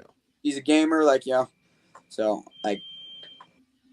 we'll see how it goes, but it's definitely interesting matchup, and Like I like the fact that the kid at least has the balls to step it up and freaking, get in there with bare knucks. Beautiful. Beautiful. Did G was he your cut man for your first 2 fights? Yeah, I think I know he was. He was there in the Scoggins fight, yeah. He was the cut man on the Scoggins fight, right? Yeah. Well, I don't know. He might fight. Was it him or was it Eddie that was the cut man? I'm not sure on that one. I'm trying to think that one back. I think G might have been in the other corner for the Scoggins fight. I'm pretty sure he was my cut man for my last fight, but I didn't get cut. But either way, whether it was my corner or Scoggins' corner, he was working his ass off. Yes, he does. But yeah, because both of those cut men did a hell of a job to keep that fight fucking going. And that was a banger. Either way I see it as being millions and more views on for your fight, because you fight right before their fight, and for the whole entire sport of bare knuckle and BKFC and hold. So it's gonna be a good regardless. Eyes onto this sport. So bring you a million new followers too if you come with a quick knockout, or I don't know your game plan. I don't know if you want to drag them or just get them out of there quick, or we'll see. I guess coming up next week. If I got the option, I'm never looking to fight a long fight. like the longer the fight goes, the more damage you take, the more less chance you have of fighting again quickly. More chances of getting cut and having a doctor stoppage. I've already got I've been in this game for too long. Got too much scar tissue to fucking want these fucking long fights. Like I'll take them and I'll fight through them, but I definitely like ended them quick with in dramatic fashion. Well, I mean, he's talking about scar tissue. You're not like Ric Flair though. I mean, you stand there, go. And all of a sudden, everything like that. So you're not quite that bad, bro. I mean, you got the scar tissue there, but let's not. Don't get it twisted. I'm still pretty. But. There you go, man. This is too much fun. Well, we appreciate you coming on, brother. We will see you next week. I'll see you. I'll be there Tuesday. Jeff gets there Wednesday. So we will catch you next week in the freaking desert. Up in the mountains, desert, everything. Let's go. So thank you for coming on, and definitely have you back on soon, brother. We'll do a little interview there as well. So we'll see you in the catch 505 you after the weigh-ins. Yes, sir. Sounds good. All right, brother. Thank you. All right, have a good evening. See you. Peace. All right, he needs to get that motion sensor, in, man. You got to get that clap on, clap off. He's just going all over the place. You're right. If he kept cutting out, but you had like a bell effect, dung, at least we'd have the Undertaker effect in there, and I would actually, oh my God, there he is again, the dark side. Oh my God, I almost sent him into a flashback with that. I had no idea. I mean, of all the songs that I could have picked, I actually possibly sent him in. I thought I was sending him back like to a negative wartime flashback. I'm like, that was not the intention, dude. That's just the one song that I've always had on my mind. If I was ever to, get out there, traverse the boards, whether it be in the ring, the cage, or the squared circle. I'm 45, man. That time has come and gone. I mean, the only thing, Tony, I ever did myself is that I did amateur Muay Thai. I'm 3-2 in amateur Muay Thai way back in my early 20s. That's the only thing that I ever did. And trust me, even then, I was, man, I never want to try that again. I have too much respect for the fighters and what they go through and such. And, he's got a point, though. He's definitely got a point about Bryce. That takes a hell of a lot of balls to do what he's going to do. I mean, and it's history making because he's the first ever social media influencer doing bare knuckle the right way. Foregoing the gloves. We had that one social media influencer show that one time. It was a beta test. It was what it was. We gave it a chance, but now he's coming up against G. I mean, it's one hell of a mountain to climb, and I just hope that Lorenzo has been prepping him up the right way. I mean, if anybody can prep him, it's definitely our two-seat champ. Oh yeah, from what I've seen, I mean, Lorenzo put him through hell. So we will, see what that. I think Lorenzo said he was there for 7 days, training him all day, every day, putting him through hell. So I did see that one video they put out where Lorenzo was just laying body shots on him, and looking like he was having too much fun. So he needs to be stripping him down to bare wood, man. Just like I said before, that's what you need to do, especially coming into this, because this is no game. This is no game. Some people say you're going to play my game, I'm going to play your game, man. It does not work that way in bare knuckle. I can honestly tell you that. This is a true warrior sport. Doesn't matter whether you're male, doesn't matter whether you're female. It is a warrior's sport, and you have to have a warrior's instinct to come and do this, because people with us have said time and time again, the first time that you get into a barrage of punches with bare knuckles, it's a completely different experience. A lot of people weren't expecting that. I mean, honestly, it's one of those situations that you really can't call until you're there. You can't. You just can't. I mean, you can think about what you're going to experience. You can contemplate what you're about to experience, but it's just not going to happen until you get there. Yeah, definitely. I'm definitely looking forward to this card. It's a great card, man. You're gonna see this main event of Dodson and Ridge. For the inaugural flyweight championship. Fast guys. And see, Dodson 2-0, Ridge 3-1. So gonna see who comes out on top and who's that new champ. Can we hear, it'll be the first time this being called. Can we get a little preview of how you're gonna announce this new winner? Oh, come on, preview. Come on, I need to hear, and I'll say like Jonathan, our producer, does. Let me hear your big boy voice for a second, Jeff. And you don't say it the same way, so I can't give it to you the same way. Sorry. No previews, man. You're gonna have to wait until the movie starts, just like the rest of America, just like the rest of the world. You're gonna have to wait until the movie starts, brother, man. But I'll tell you what, I bring it, man. I bring the big boy voice. See, he always talks about the big boy voice. I mean, I got news for you, John. The big boy voice has always been there, and it's way more than you can handle. Top-notch producer, worked with the world's best, but sure, working with Mr. Live Worldwide is a completely different situation. Mr. Live Worldwide goes big boy all the fucking way, and there's no problem with that. You don't think that I'm not going to bring out the big boy in the 505 in ABQ? Oh, fuck yeah, man. Where the line is a mile long? I'm gonna tell you. I mean, how good does it do your heart to see a line around the fucking venue and going straight all the way through the whole parking lot? Like it was crazy. It was crazy. Well, just think about how crazy. I mean, they were willing to brave the cold at the last time that we were there. Now they're going to be standing out there, desert heat, waiting in line, ready to get in. They will brave that desert heat in the 505 to see Bkfc 48, and I cannot wait. I was looking at the temperature. It's going to be like 100 and something during the day, and then it's going to drop down to the 60s at night. So get a good I guess you could say a little bit of both worlds.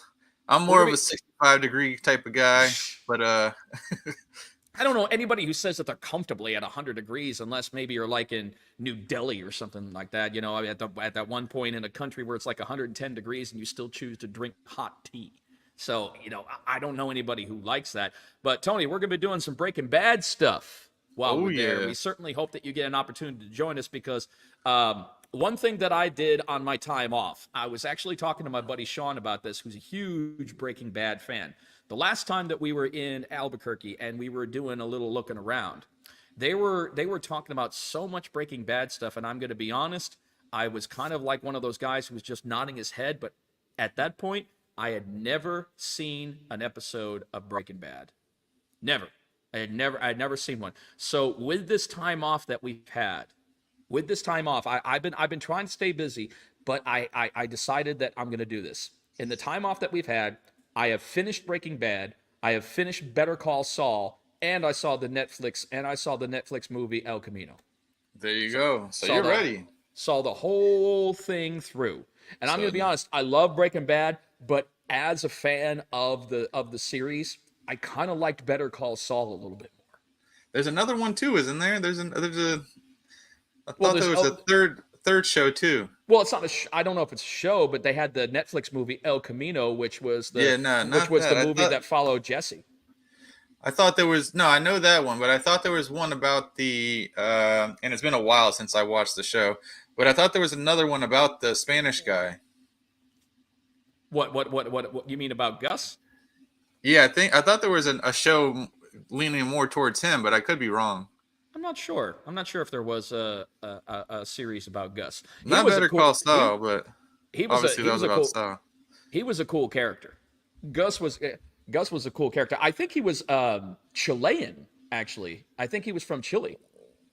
I think his character was actually from Chile. I think that's what it was. But Better Call Saul, I don't know, man. I mean, I loved Breaking Bad. How could you not love Breaking Bad? Still to this day, considered to be one of the greatest shows of all time. But I'll tell you, man, something about Better Call Saul. It was one of those situations to where you're watching it go through and you just keep saying to yourself, oh, man, don't do that. Don't put yourself in that situation. It's just going to. But then again, I mean, we thrill at destruction. So, but I don't know, Tony. You've seen them all, right? You've watched all series through, right? Yeah, I've seen them both. I want to say I watched the movie too. I believe so. Yeah, I watched the movie too. So yeah, it's been a while. The only one who made it was Jesse. Yeah, I watched. I think probably 3 years ago or something now. So it's been a while. Dude, they all either died or went to jail. I mean, Walter White died from his gunshot wound. Fucking Saul went to jail for 86 fucking years, which he was dude, he was on the verge of only getting 7 years. But he had to break down on the stand.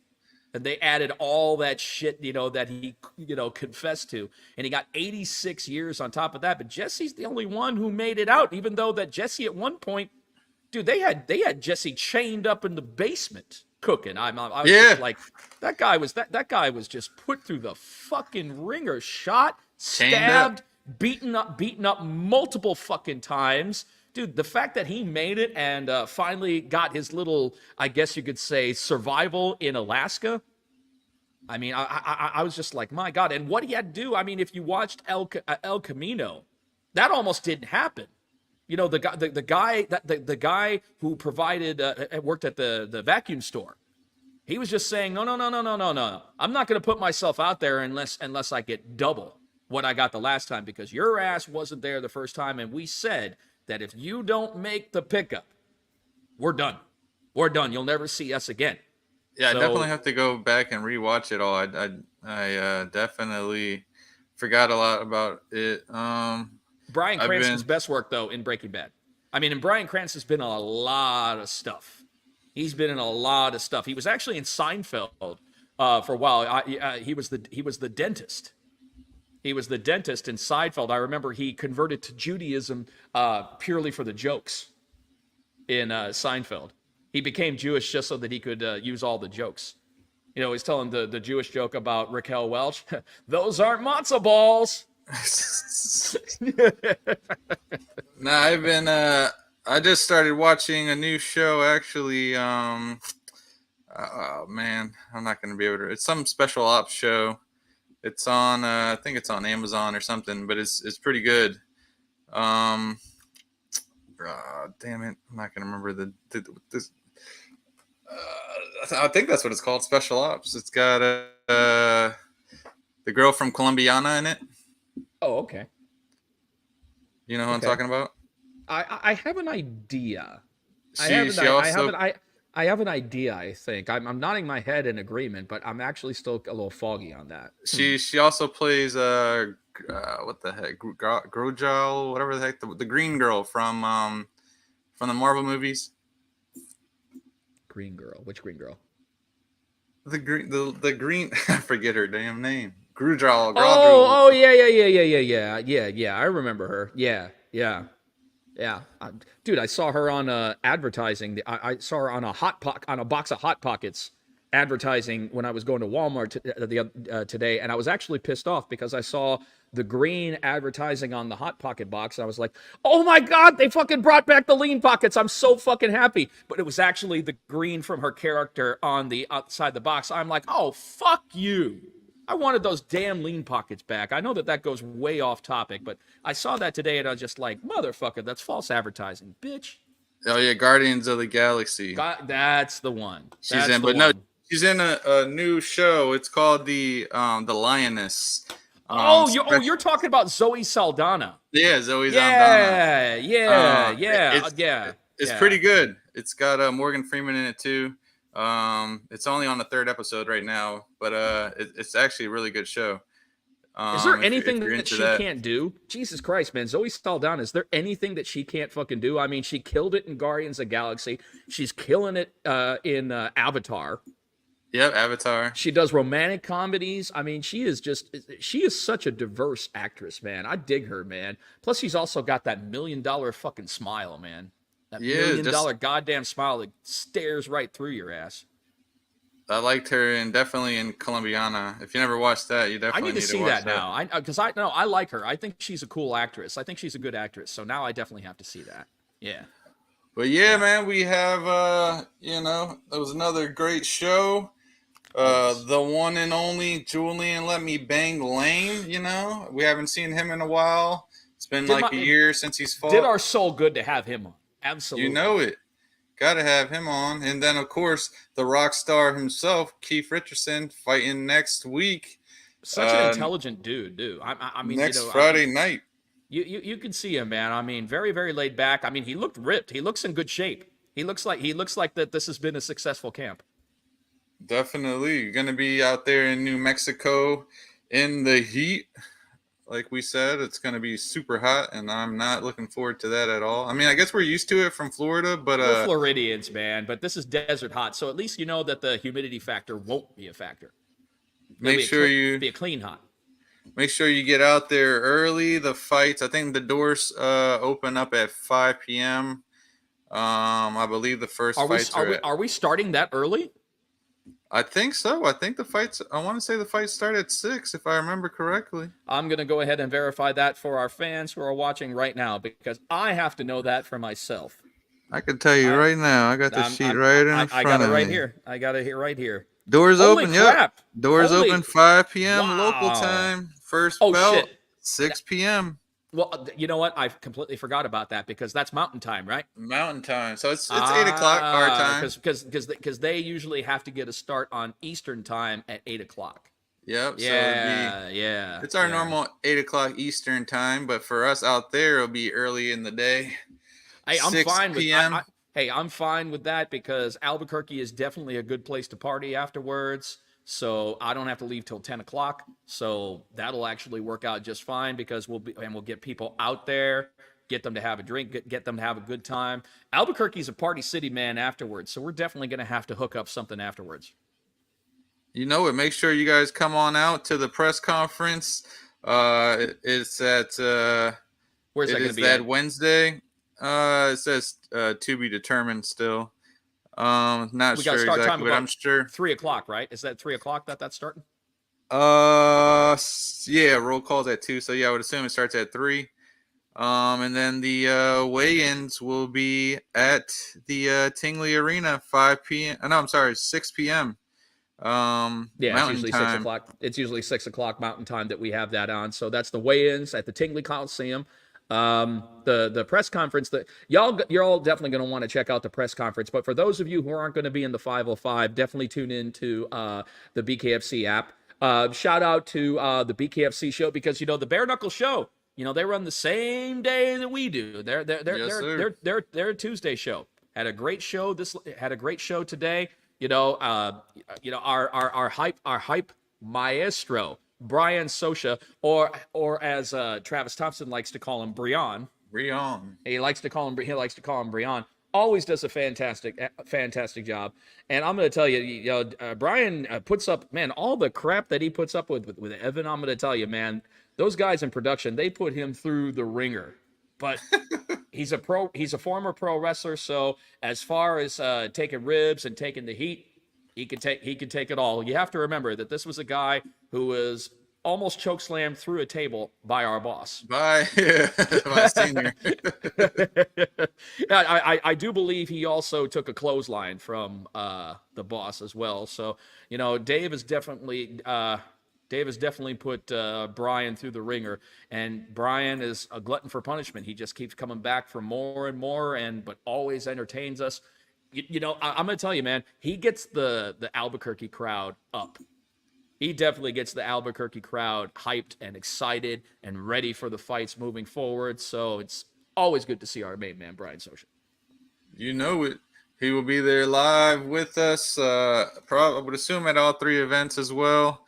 And like I said, make sure, you know, first bout 6 p.m. Doors open 5 p.m. Tingley Arena. 300 San Pedro Drive, Northeast Albuquerque, New Mexico. So make sure you get yourselves out there. Fun card. Crowd should be filled with all different type of new fans. So we should see. They opened up. Apparently, they're saying, Tony, they opened up more of the Coliseum for us this time around. You know it. So they had to. I mean, honestly, one of these days, very, very soon, we're going to break the 10,000. We're going to break 10,000. It's bound to happen.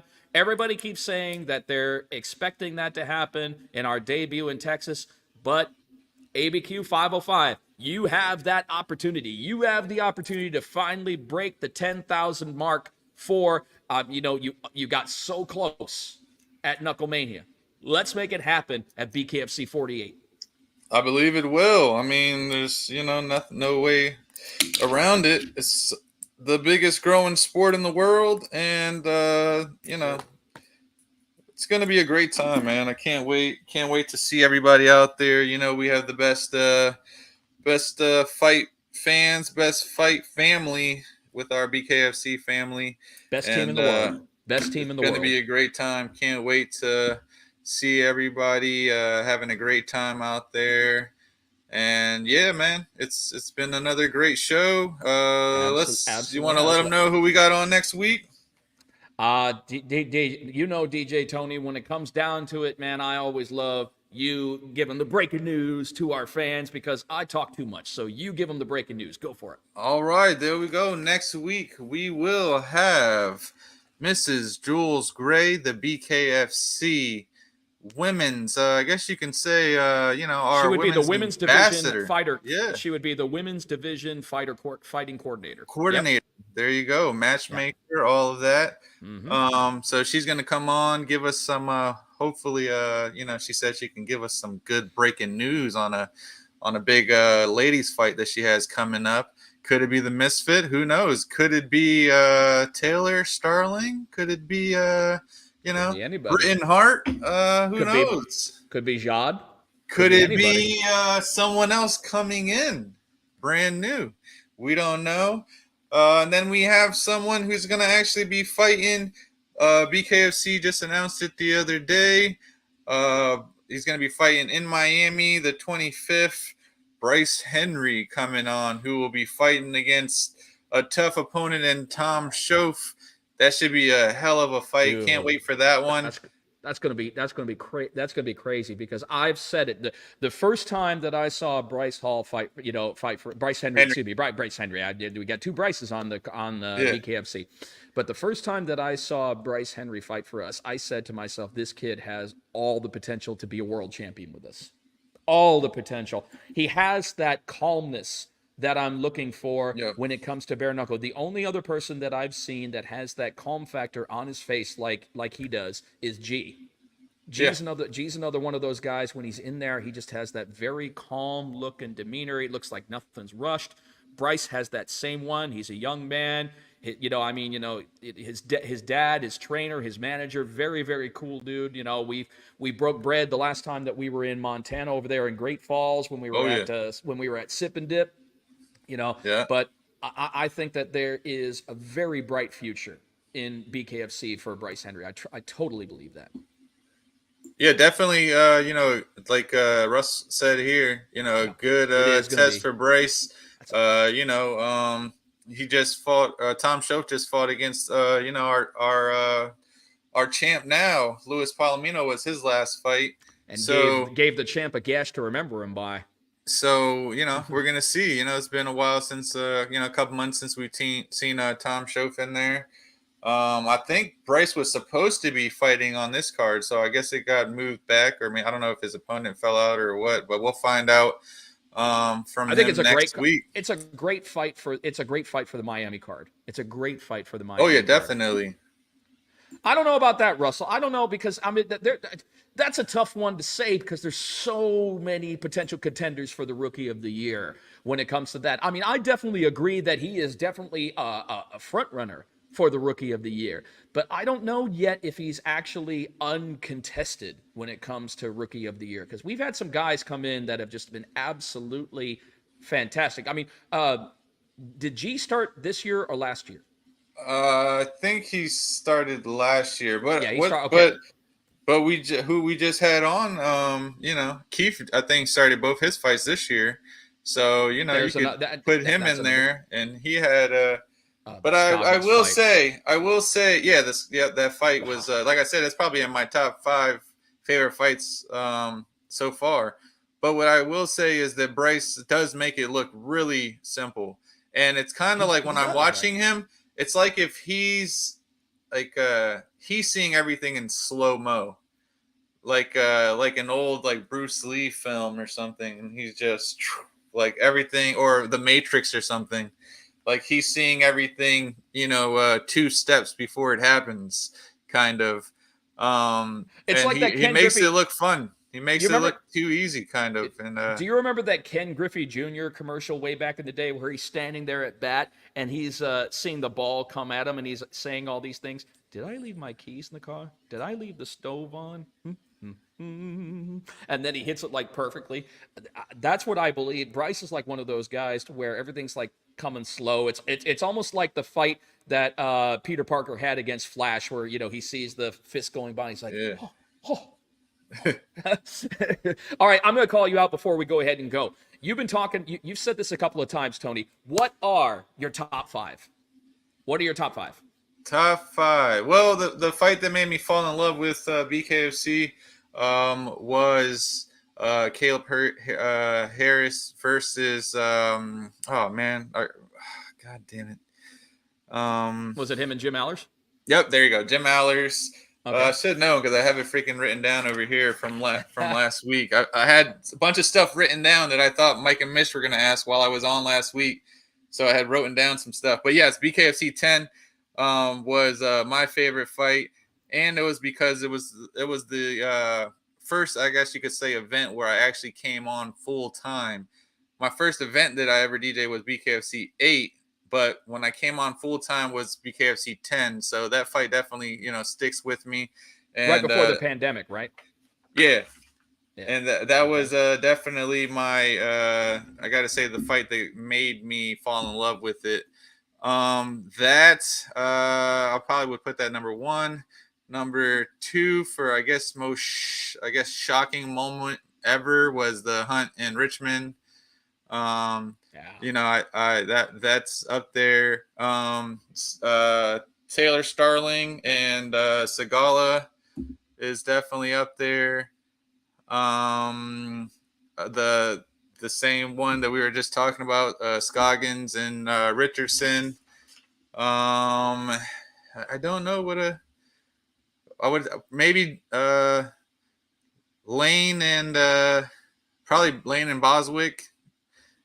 Or Boswick and Doolittle. No, I gotta say Boswick and Doolittle because I like them both a lot, and yeah, so that would probably be my number 5. But yeah, that was a brutal fight. Top 5. That was a brutal fight without it being excessively bloody, and Bostwick is known for getting down and bloody. So that was interesting. That was just a brutal fight, but it was a brutal fight without the excessive cuts, without the excessive blood.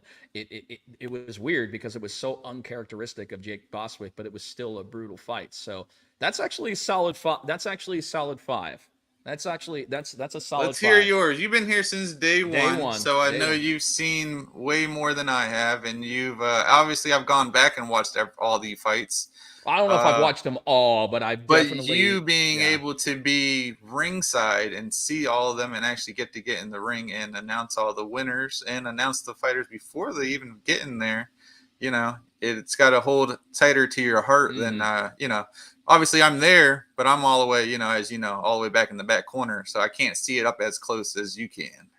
Nothing clings more to my heart than bare knuckle fighting. 20 years in combat sports, nothing is closer to me than bare knuckle fighting.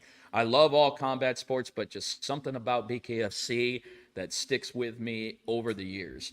Number one favorite fight of all time, still to this day, is still Tony Lopez and Joey Beltran for BKFC 1. All right. That's still my favorite one because, number one, it wasn't supposed to be on the pay-per-view. They were originally scheduled to be a swing bout, but because we moved so fast through the card, they actually got bumped up to co-main event. We didn't call it the co-main event because the co-main event had already been set up on the poster, but it practically was the co-main event because it was right before the main, and I would have given anything to have had that as the main event. But I understand Rico Rodriguez being on the card as the main event was important for us as well. So that would be number one. Number two, it would definitely be Jason Knight and Lobov. Yeah. That one was just off the page, violent, vicious. You know, nobody held anything back in that fight. And I just remember all the post-fight pictures, that one quintessential side-by-side post-fight picture. It looked like something out of Nightmare on Elm Street, man. It was just absolutely unbelievable. Number three is definitely going to be Faria and Peralta. All right. You know, that one was just absolutely off the page, awesome, that so many people want to see run back. Number four is definitely going to be Starling and Segala. There you go. Number five is an interesting one because number five is an interesting one, and I wish I had the fighters' names off the top of my head, but it was at the last show that I did in London. Okay. And that South African dude, Chaz. Oh, okay. He fought that Frenchman. I wish I had his name off the top of my head. You know something? It's not right that I sit here and talk about that. So I am going to look that up real quick so that I can let my fans know and everybody who's watching exactly the names of that one, because that one was really important. Was that the Newcastle? That was that. Yeah, no, that was in London, actually. No, that was the last one that I did before, and I desperately wanted to go back. No, that was Chaz Wasserman and Cedric Severac. All right. Severac. I just remember, you know, I thought that, you know, Chaz was just going to dominate, you know, Cedric through that. And then round number two, this guy comes out of nowhere and starts taking it to Chaz like I've never seen someone. I mean, it was a tough first round for Cedric. And then all of a sudden he comes out and both of them are cut to fucking shit. I mean, Chaz is missing a part of his ear. Yeah. Is missing an ear. Cedric has a complete. He almost looks like it almost looks like cleft palate opened up on his top lip. It was just so bad. These guys came out of nowhere. I think probably that is one of the most underrated fights when it comes to most recent BKFC events. I think that's one that should have been heralded a lot more. It was just absolutely gone down. And I'm going to be honest with you, thank God that it went down in London, because with the injuries that these guys were sporting throughout the fight, if this had happened stateside, it would have been stopped so much sooner. Now, I'm not that, which is not saying anything against our athletic commissions or our doctors. I mean, our doctors, you know, we have the best medical team in the world representing BKFC, but it's a different situation over there because it's a different regulation, and they're looking out for the fighters, but they're also looking out for good fights. Yeah. And apparently nobody's injuries was borderline career threatening. So I think that's a solid number five. I think that's a solid top five. Oh, I think so, but that's my top five. BKFC 37, Tierney and Lindsay that fight. Was what a crazy main event that was. What a crazy main event. I'm not going to go into great detail about what happened, but let's just say that London went batshit crazy after that fight was announced, man. And then you got fucking crazy. The winner of that fight, Lindsay, now going to main event BKFC 49. 49 in Miami For the versus vacant Gogo. for the vacant 165-pound championship, for the welterweight championship. I'm very excited for that fight. I've got a vested interest in both fighters. As we said early on when I was talking about that fight with Julian Lane, you got the forward pressure from Gogo. I mean, his nickname says it all. Yep. But Jake Lindsay has proven time and time again that he can weather the harshest storm and still keep coming forward. Definitely. I mean, you know, we got 5-0 Gogo versus 4-0 Lindsay, so it's going to be a great match. That card already is already building up. Like we said, they co-main for that so far is Bryce Henry and Tom Schoaf, and then you also got Daniel Alvarez versus Jared Grant. That's a fun and fight. they just announced too. We finally get to see Kid Gotti back in action. You know it. And then I'm excited about that. Finally announced, I think yesterday or today, Jomi Escoboza is going to be back as well against Rodriguez, against Esteban Rodriguez, who's 2-0. So that should be a fun fight too. That should be a fun fight too, man. Jomi came in a house of fire. Yeah, house of fire. And I actually talked to him. I actually talked to him in Fort Lauderdale, and he said that he's feeling good. He said that he's feeling ready to come back. You know, he said he learned from his mistake, and he's coming back, you know, ready to kick ass and take names. I mean, you know, he has next level confidence, and I'm looking forward to seeing him get back at it with us. Yeah, he's down there in the same camp as Bryce Henry and Grant with Ryan Perez. So definitely going to see, you know, what he's got coming. And then, of course, HD, Howard Davis against Jeff Chiffin. So that should be another good one. I haven't seen Jeff in a long time. So we'll see what this card's all about. It sounds like another great card. Can't wait for that one. And then, you know, the day before that, the first ever BKFC Prospect won. So series. So a lot of good fights on that, which we'll get some of the fighters on for that in 2 weeks. I love the fact that we try out the concepts. We try out different concepts. I mean, that's when you're an innovative sport to begin with, and a brand new sport as we are on U.S. soil. Obviously, internationally, in the UK and in Europe, it's nothing new. But here, it's still considered, you know, somewhat of a new sport. So you have to be able to beta test certain things for the next generation, for the next level of bare knuckle fighters. And for those who are breaking into the combat sports world for the first time, to see if they are a good fit for the main BKFC cards. And I think it's an awesome proving ground. It's just that I'm interested to see when we finally settle on a proving ground platform. And we tried a few already, so it's very interesting to see if the Prospects series will gain traction and move forward as our official proving ground for BKFC. I'm excited. Me too. We'll get more into that next week and the following week as we'll be bringing on some prospect fighters. But with that said, we're going on 2 hours, buddy. An hour and 58 minutes. Longest show yet. But we had fun, didn't we? You know it. We had 2 awesome guests. And like I said, Julian Lane and Keith Richardson. Next week, we got Bryce Henry and Jules Gray on. Going to be another great show. Can't wait for that. You got anything else, Jeff, before we head out? If I give anything else, people are going to be trying to ban me off of YouTube permanently, man. So I got to tell you guys, thank you so much for those of you who joined in on YouTube. We're going to keep on YouTube for a little while, you know, so make sure that you like and subscribe to the Bones to Domes podcast, you know, on YouTube. You know, like I said, we're going to be trying YouTube. We may periodically, you know, then and again, you know, head back to Facebook because we know that we've got a lot of loyal followers on Facebook. But those Facebook followers, you can find us here on YouTube. You can join in with the fun. Right. Once again, let us know about what you're thinking. You know, Russ, you are killing it on there, brother. I'm going to tell you, Extreme Bare Knuckle page.